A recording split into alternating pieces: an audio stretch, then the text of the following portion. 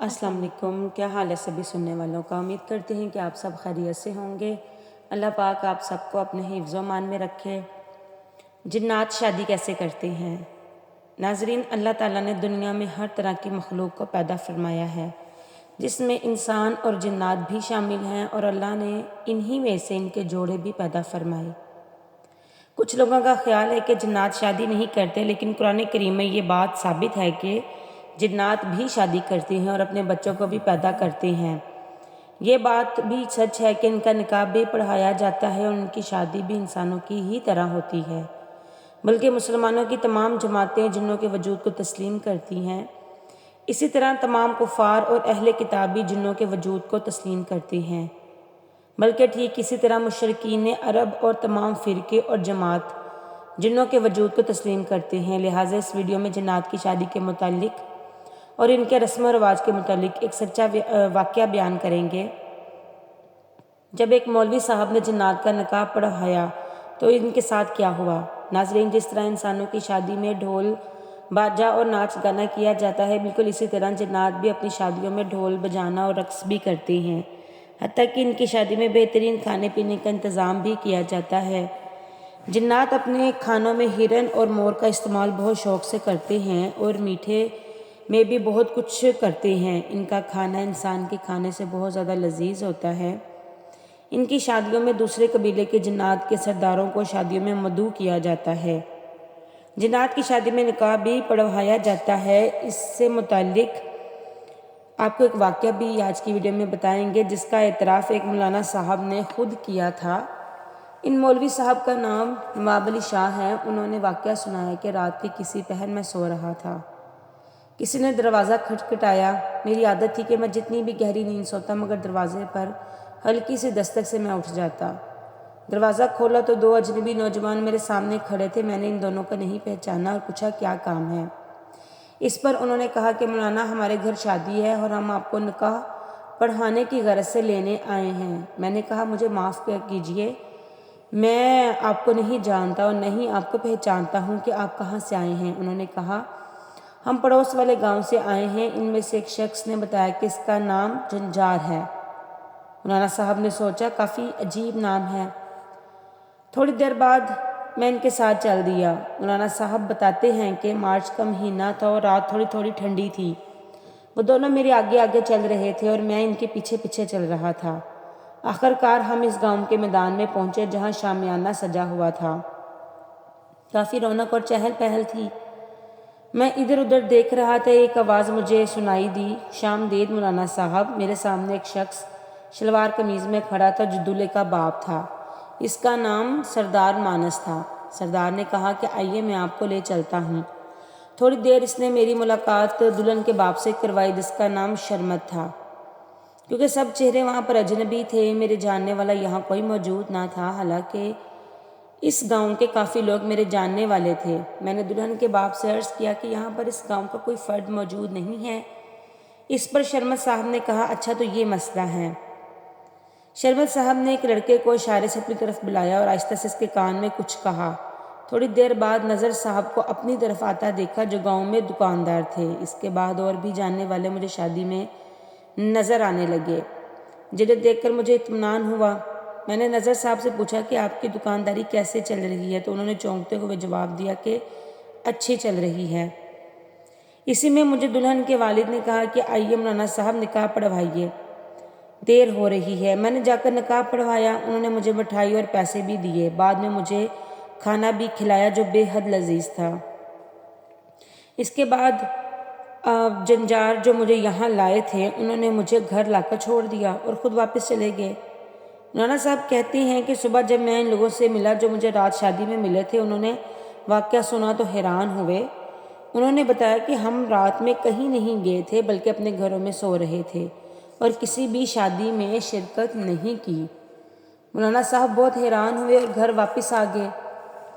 मौलाना साहब कहते हैं कि घर पहुंचकर मैंने मिठाई और पैसे देखे तो मुझे यकीन हो गया कि ये मेरा वहम नहीं था, बल्कि मैंने रात में वाकई ही किसी शादी में शिरकत की थी। बाद में इस बात का अंदाज़ा हो गया कि रात में जिस शादी में गया था वो तो इंसानों की नहीं बल्कि जिन्नात की शादी थी। जिन्नात ही नज़र साहब और दीगर लोगों का रूप धार कर शादी में आए थे।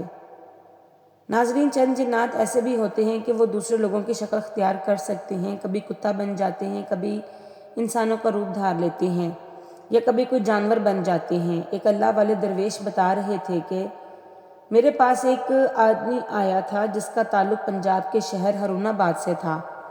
وہ ایک ایسی مصیبت میں مبتلا تھا جو ظاہر نہیں کر سکتا تھا اور چھپا بھی نہیں سکتا تھا۔ اس نے ایک دستی کاغذ خط کی شکل میں پکڑایا۔ میں نے اسے پڑھنا شروع کیا۔ اس میں لکھا تھا، میرا نام فلاں ہے، میں اپنے علاقے کا ذمہ دار ہوں، میں بہت اچھی کپاس اور گندم کی کاشت کرتا ہوں، بیٹے ہیں، بیٹیاں ہیں، گھر ہے، زندگی بہت پرسکون گزر رہی ہے، لیکن ایک روز ایک ایسا روگ ہے جو مجھے کھائے جا رہا ہے، جس کا میں نے کچھ لوگوں کے سامنے اظہار بھی کیا ہے، لیکن اس کا حل نہیں ہو سکا۔ بات دراصل یہ ہے کہ میں ابھی جوان ہی تھا اور شادی کو ابھی صرف 3 برس ہی ہوئے تھے کہ میرے گھر میں بیٹی پیدا ہوئی۔ پہلے 2 بیٹے تھے۔ بیٹی کی پیدائش پر میں بہت خوش ہوا۔ پورے علاقے میں مٹھائی بانٹی، لوگ آ رہے تھے اور لے کر جا رہے تھے۔ ایک خاتون ایک دفعہ آئی اور لے گئی، دوسری دفعہ بھی لے گئی۔ جب تیسری دفعہ آئی تو میں نے دینے سے انکار کر دیا۔ اس نے میرا ہاتھ تھاما اور کہنے لگی، میرا منہ میٹھا کر دے، تیرا جسم میٹھا کر دوں گی۔ نامعلوم اس کی باتوں میں کیسی تاثیر تھی، میں اس کی باتوں میں کھو گیا۔ حالانکہ وہ بہت بوڑھی اور بد شکل خاتون تھی۔ میں نے اسے ڈھیر ساری مٹھائی دے دی۔ رات کو سویا تو دیکھا کچھ لوگ آئے۔ انہوں نے مجھے اٹھایا اور کہنے لگے، تیری شادی ہم ایک جن عورت سے کرنے لگے ہیں۔ میں نے کہا، میں پہلے سے شادی شدہ ہوں۔ کہنے لگے، نہیں، وہ جو آج مٹھائی لینے آئی تھی، اس کا اصرار ہے کہ میری اس سے شادی، یعنی تم سے شادی کروائیں۔ ہمیں حکم ملا ہے اور کیونکہ وہ عورت مالدار ہے اور ہم اس کے غلام ہیں، اس لیے تم ہمارے ساتھ چلو۔ مجھے اٹھا کر لے گئے۔ میں احتجاج کر رہا تھا لیکن میرے منہ سے آواز نہیں نکل رہی تھی۔ ایسا محسوس ہو رہا تھا جیسے میرے ہونٹ تو ہل رہے ہیں لیکن لفظ نہیں نکل رہے۔ مجھے سرسبز پہاڑوں میں لے گئے۔ ایسا محسوس ہوا جیسے کشمیر کی پہاڑیاں ہیں۔ ہر طرف کھانے پک رہے تھے، گہما گہمی تھی، موسیقی اور شادیانے بھی بج رہے تھے، ہر طرف رونق ہی رونق تھی۔ مجھے ایک بہت خوبصورت لباس پہنایا گیا، یعنی مجھے دولہا کے کپڑے پہنائے گئے۔ میں پچھلے تمام غم بھول گیا۔ میرے اندر بھی نئی شادی کی امنگ پیدا ہوئی۔ پھر باقاعدہ میرا شرعی نکاح ہوا اور پھر مجھے اٹھا کر دلہن کے کمرے میں پہنچا دیا۔ میری بیوی واقعی ہی ایسی خوبصورت تھی جیسے میں نے کوکاف کی پریوں کے بارے میں سنا تھا۔ اس کا سراپا، اس کا جسم، اس کی آنکھیں، اس کی خوبصورت گردن، اس کا سارا جسم سونے اور ہیرے جواہرات سے لدا ہوا تھا۔ میں نے رات وہیں بسر کی۔ صبح خود ہی کہنے لگی کہ میرے غلام آپ کو آپ کے گھر چھوڑ آئیں گے۔ اپنی انسانی بیوی سے اس کا اظہار مت کرنا ورنہ ناراض ہوگی۔ اس کہانی کو سالہ سال ہو گئے۔ میری جناتی بیوی جس کا نام عنایا ہے اور میں اسے دلربا کہتا ہوں، مجھے اس سے بہت محبت ہوگی۔ ہمارے بچے ہیں جو کہ جن ہیں۔ ہماری کبھی کوئی لڑائی نہیں ہوئی۔ ہمارے 7 بچے ہیں۔ میں ان سے اور وہ مجھ سے بہت محبت کرتے ہیں۔ میرے جو انسانی بچے ہیں وہ تو بڑے ہو گئے اور میں نے ان کی شادیاں بھی کر دی ہیں، لیکن مجھے اپنے جناتی بچوں کی فکر ہے۔ میں ان کی شادیاں کیسے کروں؟ جنات میرے بچوں کا رشتہ لینے کو تیار نہیں ہیں، کہتے ہیں ان کا باپ انسان ہے۔ یہ تو جن ہیں لیکن خالص جن نہیں ہیں۔ میں بہت پریشان ہوں۔ برائے مہربانی میری پریشانی کا ازالہ کریں۔ اللہ والے بزرگ نے یہ سن کر مسکرا دیا اور کہا کہ یہ کوئی مسئلہ نہیں ہے۔ میں جنات سے عرض کروں گا، انشاءاللہ تمہاری پریشانی ختم ہو جائے گی، اور کچھ ہی عرصے بعد اللہ کے فضل سے اس کے جناتی بچوں کی شادیاں بھی ہوگی۔ ہاں، میں نے ایک چیز اسے ضرور بتائی کہ جن جنات نے آپ کے رشتے ٹھکرائے تھے وہ کہیں آپ کی اولاد پر جادو نہ کر دیں تو یا قہارو کا وظیفہ خود بھی انسانی بیوی، جن بیوی اور اس کے سب بچے بھی پڑھیں اور آپ خود بھی پڑھیں۔ آج وہ اپنی دونوں فیملیوں کے ساتھ بہت خوش ہے۔ علامہ ابن تیمیہ اپنی کتاب مجموعۃ الفتاوی میں لکھتے ہیں، کبھی کبھی جنات اور انسان آپس میں نکاح کرتے ہیں، ان کی اولاد بھی ہے۔ رسول اللہ صلی اللہ علیہ وآلہ وسلم نے جنات سے شادی سے منع فرمایا ہے۔ اسی طرح فقہاء نے بھی جنات اور انسانوں کی شادی کو ناجائز قرار دیا ہے، لہٰذا جنات اور انسان کی شادی کو مکروہ قرار دینا اس بات کی دلیل ہے کہ ایسا ممکن ہے کہ اگر ممکن نہ ہوتا تو شریعت میں اس کا جواز اور فتویٰ نہ لگایا جاتا۔